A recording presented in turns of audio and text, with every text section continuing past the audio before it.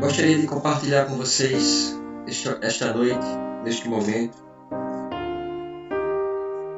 um texto que se encontra no livro de Mateus, capítulo 18, versículos 23 até o 35. Mateus, capítulo 18, versículo 23 até o versículo 35.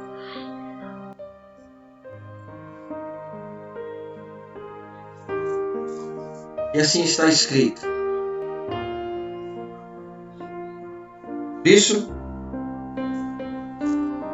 Por isso o reino dos céus pode comparar-se a um certo rei que quis fazer contas com os seus servos.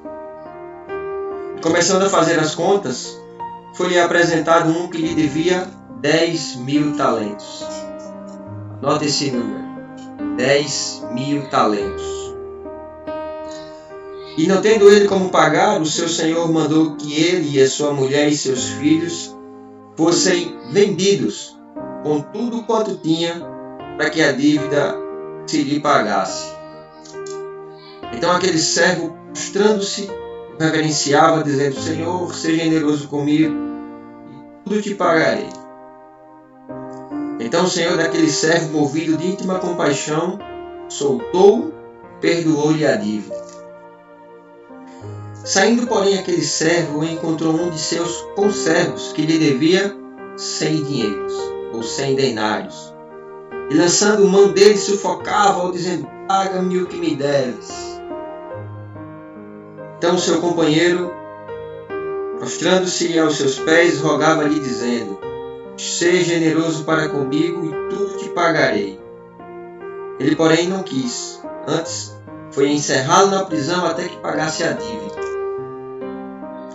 Vendo, pois, os seus conservos o que acontecia, contristaram-se muito e foram declarar ao seu senhor tudo o que se passara. Então o seu senhor, chamando-o à sua presença, disse-lhe: Servo malvado, perdoei-te toda aquela dívida porque me suplicaste. Não devias tu igualmente ter compaixão do teu companheiro, como eu também tive misericórdia de ti? E indignado, o seu senhor o entregou aos atormentadores, até que pagasse tudo o que devia. Assim vos fará também meu Pai Celestial, se de coração não perdoardes a cada um a seu irmão as suas ofensas. Assim vos fará também meu Pai Celestial, se de coração não perdoardes cada um a seu irmão as suas ofensas.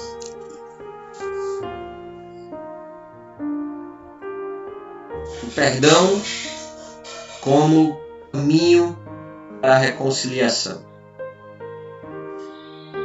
É o título desta mensagem de hoje. É o título desta reflexão de hoje. Perdão como caminho para a reconciliação. Esta semana eu estive conversando com a minha esposa sobre o que é perdão. O que é perdoar. E ao final dessa reflexão, nós iremos entender o que significa o perdão, o que é que significa perdoar. Em primeiro lugar, para que o perdão ele funcione como um caminho para a reconciliação, para que o perdão seja um instrumento para a reconciliação, preciso que haja dois protagonistas principais, dois sujeitos que fazem parte desse processo. De um lado nós temos aquele que pede perdão, e do outro nós temos aquele que precisa perdoar. Ou, de um lado nós temos aquele que ofendeu e aquele que foi ofendido. E a primeira lição que eu aprendo é que o perdão não é algo isolado. O perdão não é algo pessoal que eu tomo para a minha vida, não expresso para o outro. Ou seja, o perdão ele precisa ser expressado. O perdão ele precisa ser verbalizado.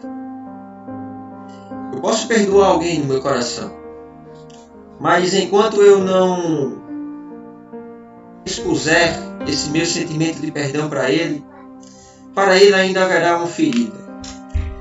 Para ele ainda haverá uma mágoa. Para ele haverá ainda um vínculo rompido. Isso, a primeira lição que eu aprendo ao ler esta parábola é que eu preciso falar. Eu preciso dizer.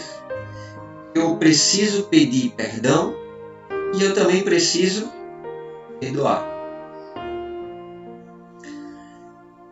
Para que o perdão funcione como um instrumento, como um meio de reconciliação, eu preciso que aquele que ofendeu peça perdão e aquele que se sentiu ofendido esteja disposto a perdoar. E pensando sobre aquele que pede perdão, pensando sobre aquele que ofendeu alguém, pensando sobre aquele que magoou, eu posso extrair algumas lições. A primeira delas é que aquele que precisa pedir perdão, aquele que pede perdão, ele precisa vencer o orgulho. Precisa vencer o orgulho. Aquele que magoou alguém, seja por palavras ou seja através de uma atitude, precisa vencer o orgulho.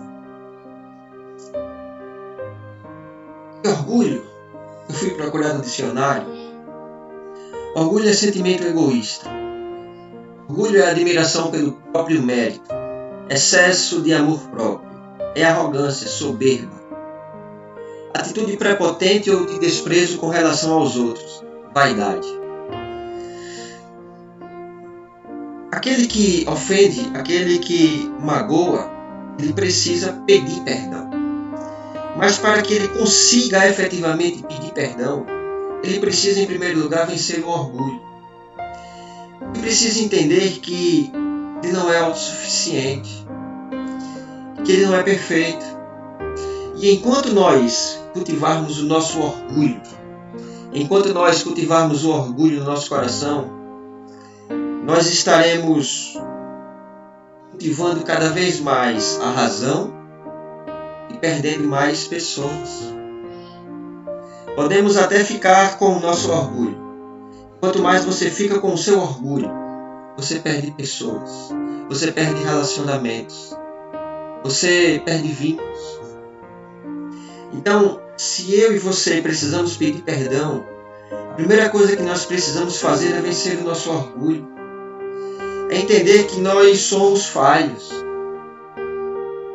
É entender que nós não somos autossuficientes.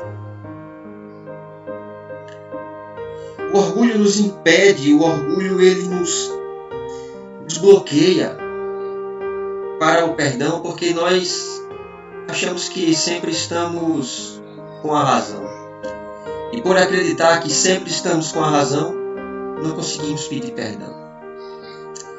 E aquele vínculo, aquele relacionamento fica rompido. Eu e você precisamos vencer o orgulho para pedirmos perdão.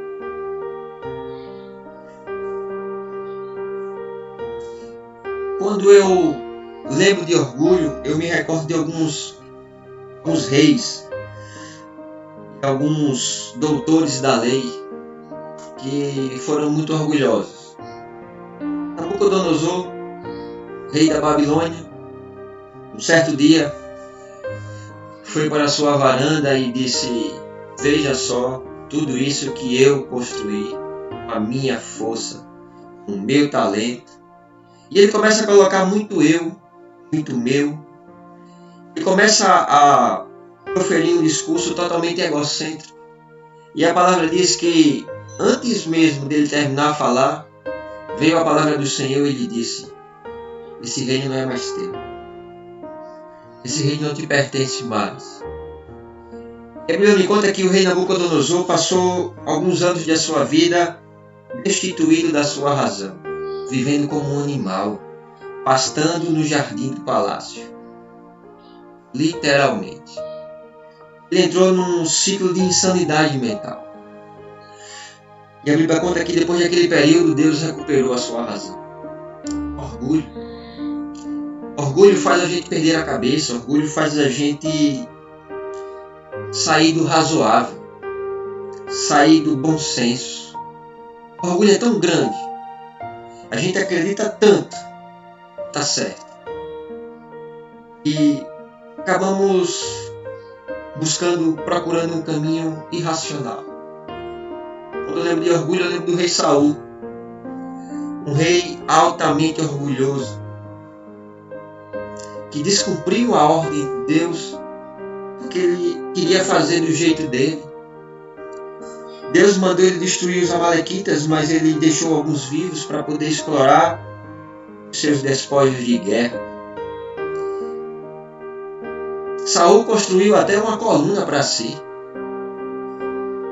Mesmo ciente de que Deus não aprovava mais o seu reino, Saul começou a perseguir Davi, porque Saul não aceitava perder o trono para o próximo que seria rei. Mesmo ciente de que Deus não estava aprovando mais o seu reinado, ainda assim, Saul perseguiu a Davi, porque ele não aceitava perder o trono. Ele não queria sair da posição do rei. Esse é o orgulhoso, aquele que não abre mão da sua posição, aquele que não abre mão da sua ideia, aquele que não abre mão de estar com a razão. Quando eu lembro de orgulho, eu lembro do fariseu, da oração do fariseu no templo. Jesus conta que em determinado momento estavam orando o fariseu e o publicano. O fariseu orava batendo no peito, dizendo: Senhor, muito obrigado porque eu não sou igual a este publicano. Deus, obrigado porque eu guardo a tua lei. Obrigado, Senhor, porque eu... E ele começa a orar, agradecendo a Deus por entender que era um homem perfeito. Do outro lado, o publicano orava pedindo misericórdia a Deus. Dizia: Senhor, tem misericórdia de mim porque eu sou pecador. E a Bíblia conta que os dois faziam parte da mesma igreja, mas apenas um saiu justificado. Vocês podem imaginar quem foi? O publicano. Quando eu mantenho orgulho no meu coração, eu não consigo alcançar o coração de Deus. Enquanto eu cultivar o meu orgulho na minha alma, eu jamais vou conseguir tocar o coração de Deus com a minha oração. Você pode ir para a igreja, você pode continuar orando, você pode usar roupas bonitas, você pode estar lá na frente no púlpito da igreja. Mas enquanto o orgulho do seu coração não for quebrado, você nunca vai conseguir tocar o coração de Deus. Porque a oração feita por alguém que não consegue superar o orgulho é uma oração da boca para fora. É uma adoração de puros lábios, como diz lá em Isaías. Lá o profeta Isaías fala que Deus fala para o profeta Isaías, dizendo: o povo me adora com lábios, mas o seu coração está longe de mim. O fariseu injustificado por causa do orgulho. Esse texto está lá em Lucas, capítulo 18. Eu preciso pedir perdão. E para isso eu preciso vencer o meu orgulho. Eu preciso vencer o meu orgulho. Vencer o meu eu. Vencer a minha autoadmiração. Mas enquanto nós estivermos apegados ao orgulho, enquanto nós estivermos apegados a não dar o braço a torcer, o perdão nunca chegará na sua casa. O perdão nunca chegará a ser uma realidade na sua vida. Você precisa pedir perdão. Mas para isso, você precisa vencer o orgulho. Mas não é só isso. Aquele que precisa pedir perdão, ele precisa se arrepender. Posso pedir perdão da boca para fora, mas não será um perdão genuíno, um perdão em sua essência. Aquele que precisa pedir perdão, precisa entender o caminho do arrependimento. E se arrepender é voltar atrás, mudar a direção, mudar o rumo, tentar fazer diferente. Não existe arrependimento sem atitudes concretas. Eu preciso mostrar que estou arrependido. O outro precisa ver em mim o sinal do arrependimento, ou pelo menos o início da mudança, o início de que algo novo está sendo construído. Aliás, nas Escrituras, a palavra arrependimento, se a gente pegar e traduzir, em 2 palavras, é sentir-se triste e mudar a direção. Quem se arrepende, verdadeiramente, ele se incomoda com aquilo que foi feito. Então ele se sente triste. Quando eu me arrependo, eu sinto dor por aquilo que eu fiz de errado com alguém. Eu me entristeço com a minha própria conduta. E ao me entristecer com essa conduta, vem então a mudança de direção. No grego, arrependimento vem da palavra metâneo, que significa mudança de mentalidade. Quem se arrependeu verdadeiramente vai demonstrar sinais de mudança na forma de pensar e na forma de agir. E se arrepender é bem diferente de ter remorso. Remorso é um sentimento de culpa pelas consequências do erro, e não pelo erro em si. Quando eu sinto remorso por algo de errado que eu fiz, eu sinto culpa, não por aquilo de errado que eu fiz, mas pelas consequências do meu erro. E aí vai uma grande diferença entre Judas e Pedro. Tanto Judas como Pedro traíram Jesus. Judas traiu Jesus por 30 moedas, e Pedro negou a Jesus. Mas Judas, ele sentiu remorso. Ele se sentiu culpado pelas consequências do seu ato. Enquanto que Pedro, ele se arrependeu por ter negado a Cristo. E o final de ambos, todos nós sabemos. O final de ambos, todos nós sabemos. Deixe que o remorso lhe conduza ao caminho da solidão, da perdição. Deixe que o remorso faça você carregar um sentimento de culpa por toda a sua vida.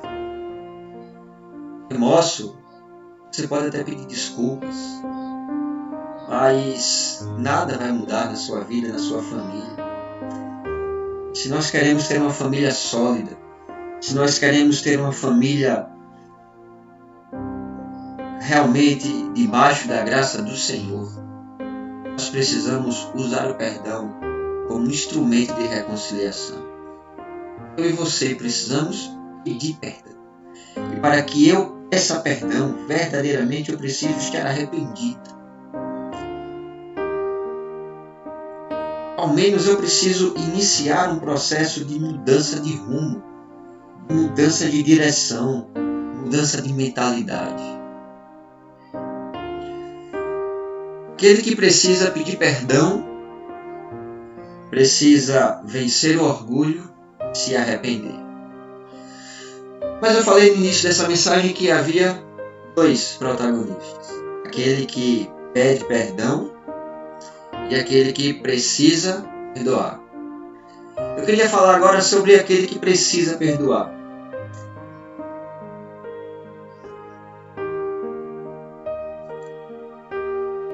Aquele que precisa perdoar está na posição de quem foi ofendido. Aquele que precisa perdoar é alguém que foi magoado. Aquele que precisa perdoar é alguém que foi machucado. Alguém que foi frustrado, alguém que foi injustiçado. Mas aquele que precisa perdoar precisa entender algumas coisas também. Aquele que precisa perdoar precisa entender que é preciso perdoar da mesma forma que Deus perdoa. Colossenses capítulo 3, versículo 13 está escrito: suportem-se uns aos outros e perdoem as queixas que tiverem uns contra os outros. Perdoem como o Senhor lhes perdoou. Perdoem como o Senhor lhes perdoou. Desafio. Eu me pergunto e pergunto a você: como Deus nos perdoa? Como Deus nos perdoou? Pois é este modelo que nós devemos adotar como forma de perdoar o outro. Sabe como Deus nos perdoou? Sabe como Deus perdoou você? De maneira incondicional. De maneira incondicional. Porque nós não merecemos o perdão de Deus. E em razão da graça, fomos perdoados. A Bíblia diz: pela graça sois salvos. Não é dom de vós, para que ninguém se vanglorie, mas é dom de Deus. A gente foi perdoado por Deus, não porque nós mereçamos, porque você é bonzinho. Você foi perdoado por Deus pela graça, mesmo sem merecer. O perdão nos alcançou. Veja a parábola que nós acabamos de ler. O rei havia feito um balanço do seu reino. Estava querendo organizar as contas. Então ele chama os seus devedores. Um de seus devedores devia 10.000 talentos. 10.000 talentos. Você tem ideia de quanto é 10.000 talentos? É aproximadamente 8 bilhões de dólares. 8 bilhões de dólares. Isso dava anos de trabalho. Era uma dívida impagável. E aquele servo não merecia o perdão da dívida. E mesmo assim, aquele rei perdoou a sua dívida. E mesmo assim, aquele rei perdoou a sua dívida. Porque Deus nos perdoa de maneira incondicional, mesmo sem merecermos. Então, eu preciso aprender a perdoar. Mas para isso eu preciso perdoar como Deus também perdoa, de maneira incondicional. Ainda que essa pessoa que lhe ofendeu não mereça, perdoe. Ainda que tenha sido muito grave a dor que alguém tenha lhe causado, perdoe. E não é porque ele merece o seu perdão, mas é porque você precisa perdoar como Deus lhe perdoou. E Deus lhe perdoou de maneira incondicional. Mas quem precisa perdoar também tem outro grande desafio. Quem precisa perdoar precisa entender que não há limites para o perdão. É isso mesmo. Quem quer perdoar precisa entender que não há limites para o perdão. Mateus capítulo 18, versículo 21 e 22 está escrito: então Pedro se aproximou de Jesus e perguntou: Senhor, quantas vezes deverei perdoar a meu irmão quando ele pecar contra mim? Até 7 vezes? Jesus respondeu: eu digo a você, não até 7, mas 70 vezes 7. Pedro pergunta para Jesus se ele deve perdoar o pecado do seu irmão até 7 vezes. Que era o que a lei judaica dizia. Até 7 vezes você deveria perdoar.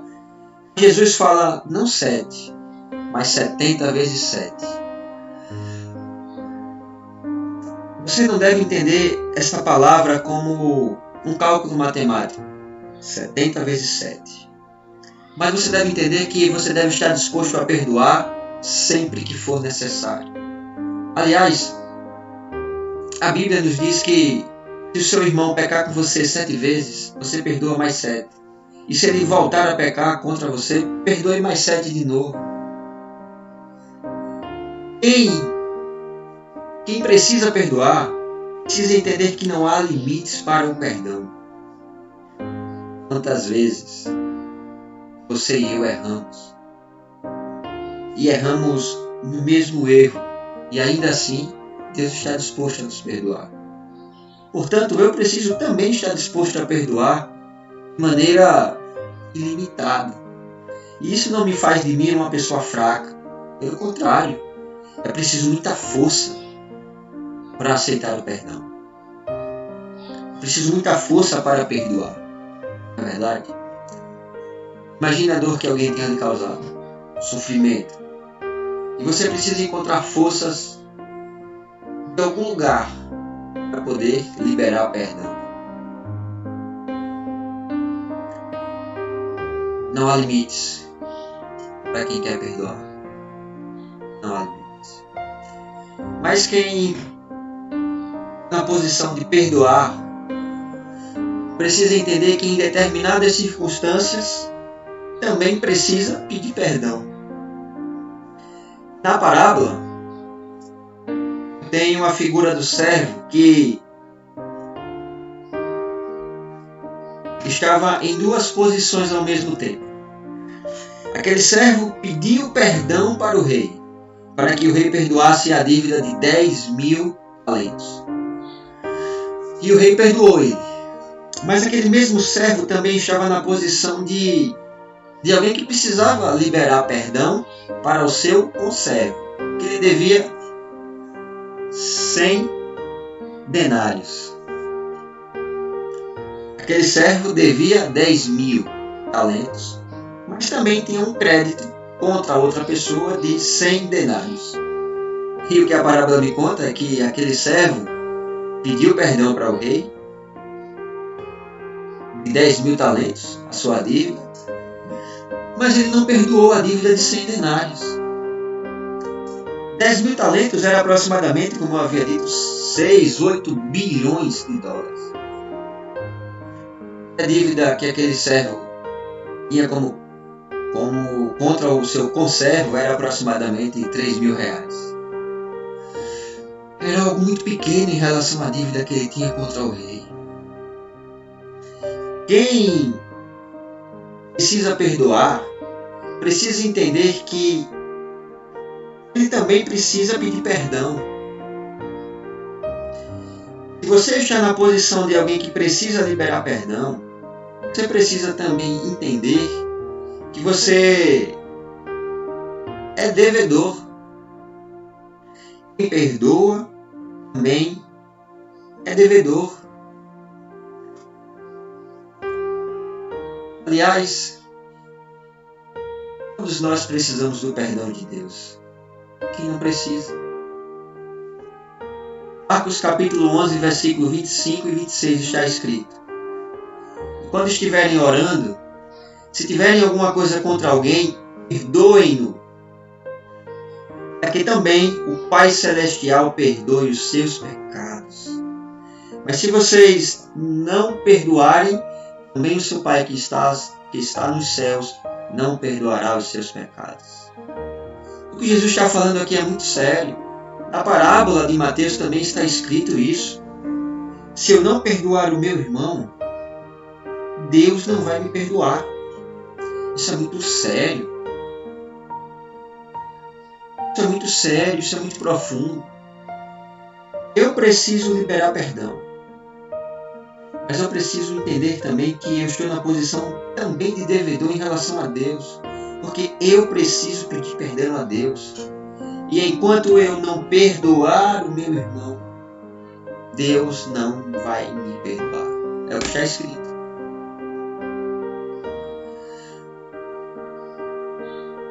Mas quem precisa perdoar, precisa libertar-se. Quem precisa perdoar, precisa se libertar.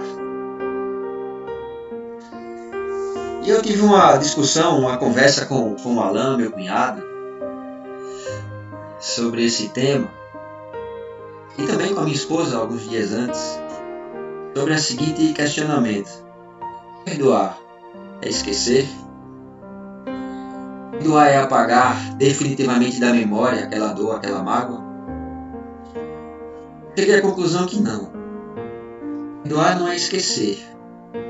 Perdoar não é apagar da memória. Aliás, somos o que somos hoje em razão das nossas memórias, boas ou más. Somos o que somos em razão das nossas lembranças. Agimos da forma como agimos em razão de nossas memórias,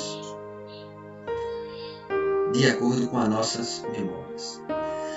Então, se perdoar não é esquecer, o que é então perdoar? Perdoar é um recondicionamento da minha memória afetiva. Que quando eu lembro daquela ofensa, eu começo a sofrer. Quando eu lembro daquele mal que fizeram a mim, eu começo a sofrer, a sentir de novo aquela dor. Sabe aquela circunstância da vida que você passa por ela e quando você comenta aquela mesma história, você comenta com a mesma raiva e com a mesma tristeza? Pois é, você está sofrendo de novo. Você está revivendo novamente aquele momento de dor e tristeza. Mas quando você libera o perdão, você consegue recordar daquele fato sem sofrer novamente. Porque quem perdoa precisa se libertar. Foi o que aconteceu com aquele servo.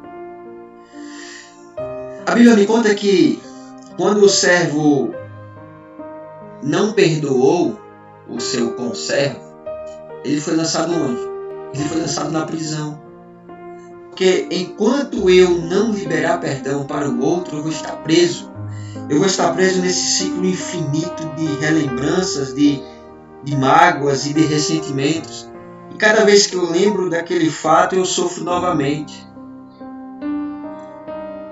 Quando você lembra daquela injustiça, daquela traição, daquele sofrimento, você se entristece de novo e você fica preso. Deixa eu te dizer uma coisa esta noite. Enquanto você não liberar perdão, você vai continuar preso. E quantas pessoas estão adoecidas que não perdoaram? Doenças psicossomáticas, doenças que começam na alma, doenças que começam na psique humana, começam a se concretizar, começam a ganhar forma no corpo. Na ansiedade, na depressão, em problemas cardiovasculares, em problemas de alergias, em problemas fisiológicos, mas que decorreram de uma enfermidade na alma, de uma enfermidade da nossa psique, da nossa memória, do nosso íntimo. Doenças que trazemos para o nosso corpo porque estamos aprisionados no ciclo infinito de não perdoar.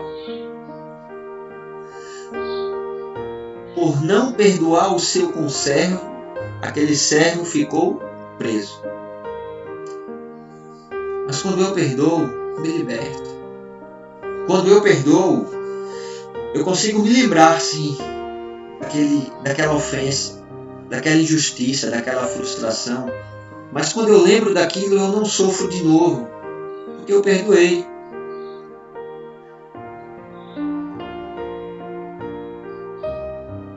E uma metáfora que o padre Fábio de Mello fez, eu achei bem interessante. É como você entrar numa casa e ver um quadro torto na parede. E quando você vê aquele quadro torto na parede, você tem que consertá-lo. Então você vai lá na parede e conserta o seu quadro, deixa ele alinhado com a parede. Perdoar é isso. Perdoar é pôr as coisas no lugar. É pôr as coisas em ordem. Eu vou me lembrar que aquele quadro um dia estava torto na parede. Mas eu não vou viver como se ele ainda torto estivesse. Porque eu coloquei ele no lugar. Perdoar é libertar-se. É não sofrer de novo com a lembrança da ofensa. Perdoar não é esquecer. É superar. É relembrar aquela dor sem sofrer de novo. Eu queria caminhar para o final desta reflexão, dizendo que o perdão, como instrumento de reconciliação, ele tem via dupla. É alguém que pede perdão e alguém que precisa perdoar. Quando eu lembro do perdão como instrumento de reconciliação, eu lembro da família de José. Lá em Gênesis capítulo 45, versículo 14, a Bíblia diz que José tem um novo encontro com seus irmãos. E assim está escrito. Quando José, ele, já governador do Egito, ele tem um reencontro com seus irmãos. E lá em Gênesis capítulo 45, versículo 14, assim diz o texto sagrado. José abraçou seu irmão Benjamim e começou a chorar. E abraçado com José, Benjamim também chorou. Então, ainda chorando, José abraçou e beijou cada um de seus irmãos. Depois disso, os irmãos começaram a falar com ele. A história de José todos nós sabemos. José foi vendido como escravo pelos seus próprios irmãos. Viveu como escravo no Egito, até se tornar o governador do Egito, o segundo homem mais importante daquela nação. Apesar de ter passado por todo aquele sofrimento, José foi capaz de perdoar os seus irmãos. E a Bíblia me conta como se deu esse reencontro, como se deu essa reconciliação. Pelo perdão. Pelo perdão. Eu imagino José como governador do Egito, reencontrando aqueles que foram responsáveis por tantos momentos de dor em sua vida. Imagino José se lembrando de quando estava no fundo do poço, de quando José foi castigado, como ele foi humilhado como escravo. Mas a Bíblia me conta que José, está lá em Gênesis capítulo 45, José conta para os seus irmãos que ele tinha ido para o Egito porque havia um plano maior de Deus. Veja que José não esqueceu do que lhe aconteceu, mas José conseguiu fazer uma releitura de todo o seu sofrimento, de toda a sua dor. José havia sido levado como escravo para o Egito, mas ao se reencontrar com seus irmãos, José falou que tudo aquilo foi plano de Deus. José passou a entender que aquele processo de escravidão no Egito foi parte de um processo divino na sua vida. Foi parte de um plano maior de Deus para a sua vida. Porque quando a gente perdoa, a gente faz isso. A gente faz uma releitura do sofrimento. A gente faz uma releitura da dor. Quando eu lembro de perdão como instrumento de reconciliação, eu lembro da história de Esaú e Jacó. Gênesis capítulo 33, versículo 4. Não sei se vocês se recordam, mas Jacó roubou a primogenitura de Esaú. Jacó roubou a bênção de Esaú. Esaú havia prometido matar o irmão quando o encontrasse. Então Jacó fugiu para longe. Não sei por quantos anos esses irmãos ficaram sem se falar. Eu não sei por quanto tempo você está sem se falar. Sem falar com seu pai, com a sua mãe, sem falar com seu irmão, com o primo, com a tia, com um amigo. Não sei por quanto tempo vocês estão brigados. Mas tem um momento na Bíblia que Esaú encontra Jacó. E Esaú estava com 400 soldados. Jacó estava com a sua família. Imagine o medo de Jacó em reencontrar o irmão. Mas a Bíblia me conta em Gênesis capítulo 33, versículo 4, que quando Esaú viu Jacó de longe, Esaú saiu correndo ao encontro de Jacó. E os dois então se abraçaram e começaram a chorar. Assim está escrito. Mas Esaú correu ao encontro de Jacó e abraçou-se ao seu pescoço e o beijou. E eles choraram. Se os irmãos perceberem, que, se vocês perceberem nas duas histórias, José e os irmãos, Esaú e Jacó, tem dois verbos que se repetem. É o verbo abraçar e o verbo chorar. Nos dois contextos, houve abraço e lágrimas. Porque o processo de reconciliação é um processo doloroso, é um processo de libertação, é um processo de abraço e de choro, de lágrimas. E percebam nas duas histórias, quem tomou a iniciativa para a reconciliação foi quem havia sido ofendido. A Bíblia diz que Esaú correu ao encontro de Jacó. Esaú é que havia sido vítima. Esaú que tinha perdido a primogenitura, mas foi Esaú quem tomou a iniciativa e foi liberar perdão para Jacó. José foi vítima dos seus irmãos. Foi José que bolou um plano para fazer as pazes com os irmãos. Não sei se você é aquele que precisa pedir perdão ou aquele que precisa perdoar. De toda forma, estaremos nas duas posições sempre. Vai depender do contexto.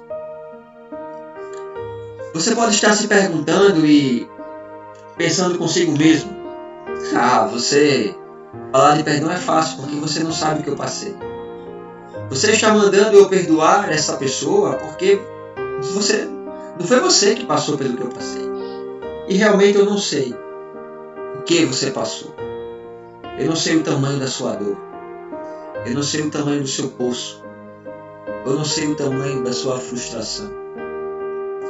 Mas eu quero te contar uma história.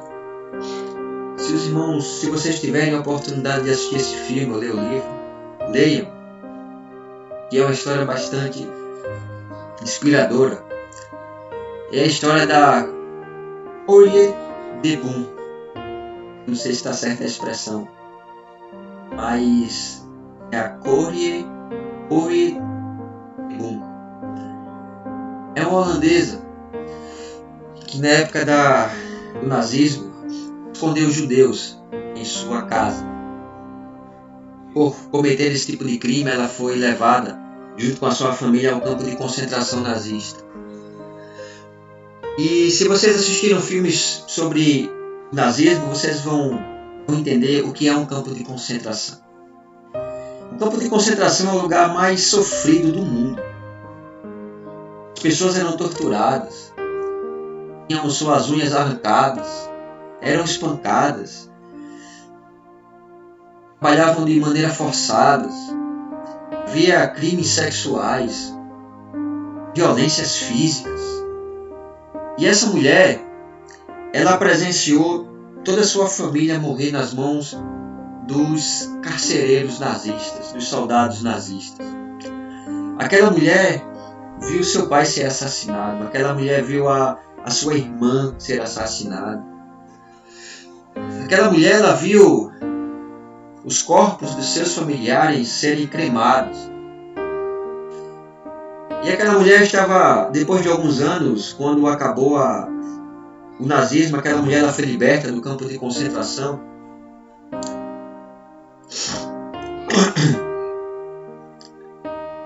Aquela mulher ela foi liberta do campo de concentração e estava pregando num culto. E ao final da sua mensagem, uma pessoa foi cumprimentá-la. Era um homem de cabelos brancos, bastante velho, bastante idoso já. E aquele homem foi cumprimentá-la. Então ele se revelou para ela. Aquele homem era um dos soldados nazistas que havia matado a sua família, que havia torturado ela, que havia estuprado ela. E a história conta que aquela mulher, Corrie de Boom, passou 10 segundos abraçada com aquele homem. Foram os 10 segundos mais longos de sua trajetória, de sua vida. Porque naquele momento ela precisou liberar perdão para aquele soldado. E assim ela o fez. E assim ela o fez. Realmente eu não sei o que você passou. Eu não sei o tamanho da sua dor. Mas o perdão precisa ser um instrumento de reconciliação nas nossas vidas, da nossa família, da nossa casa. Tem uma frase dela que diz: a medida de uma vida, afinal, não é a sua duração, mas a sua doação. O que vai medir a sua vida é o quanto você está disposto a se doar. Aliás, perdoar significa isso. O início da palavra per significa plenitude e doar significa doação. Perdoar, portanto, é doar-se em plenitude. É doar-se por completo. Mais uma vez, eu não sei o tamanho da sua dor, o tamanho da sua frustração. Mas você também tinha uma dívida impagável e Deus lhe perdoou através do sacrifício de Jesus naquela cruz. Porque era para eu e você estar naquela cruz. Era para Barrabás estar naquela cruz. Mas Jesus tomou o nosso lugar. E isso não tem preço. Temos uma dívida impagável com Deus. E Ele nos perdoou. Assim também nós precisamos. Eu queria terminar esta mensagem dizendo para vocês o seguinte. Desafiando você. Se você quer reconciliar sua família, se você quer reconciliar sua casa, de perdão. Se você precisa pedir perdão, tenha coragem para pedir perdão. Mas se você precisa perdoar, tenha forças para liberar perdão. Que Deus nos abençoe. Que nós possamos buscar, pelo perdão, o caminho de reconciliação de nossas casas. Amém.